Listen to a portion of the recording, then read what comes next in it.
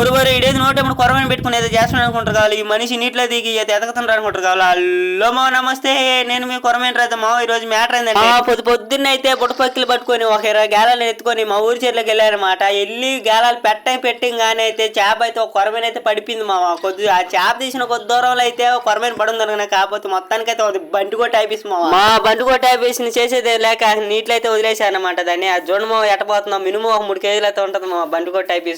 అది బండి కొట్టి తర్వాత రథ పెంజర్ కూడా పడింది మా. రథ పెంజర్ అనుకుంటే పావు అనుకుంటారేమో. రథ పెంజర్ లాంటి కొరమైన అనమాట. ఆ కొరమైన చూడండి మా ఎట్టయితే ఉన్నదో రథ పెంజర్ లాగే ఉన్నది. అంటే నీటిలో అనేది నాకు రథ పెంజర్ లాగా ఆపడింది అనమాట. నీళ్ళు అనేది చూడండి మా ఒక అరకేసి పడింది అనమాట. ఆ చేప పెట్టిన ఒక దూరంలో అయితే ఇంకో చేప కూడా పడింది. దాన్ని కూడా ఇంకా చిక్కలాగా అయితే వేసానమాట. ఆ చేప ఇంకో చేప దింగని ఇంకో చేప కూడా గేలకు లాగలేదు మా. అది అయితే నన్ను అయితే భయపెట్టేసింది ఆ చేప అయితే. చూడండి మా ఎట్టగలిందో మా. లాస్ట్ గా అనుకుంటే నా చేప తీసానమాట కొరమేనే. ఇంకా లాస్ట్ ఫైనల్ ఎన్ని కొరమేలు పడ్డాయి చూడండి. మొత్తానికి అయితే ఒక 6 కొరమేలు అయితే పడ్డాయి అనమాట. ఒక 2 కేజీల చేపలు అయితే పట్టాయి అనమాట కొరమేలు. సరే మా అయితే నా వీడియో నచ్చినట్లయితే లైక్ చేయండి, షేర్ చేయండి, సబ్స్క్రైబ్ చేయండి. మరొక వీడియో అయితే మళ్ళీ మీ ముందుకైతే వస్తా.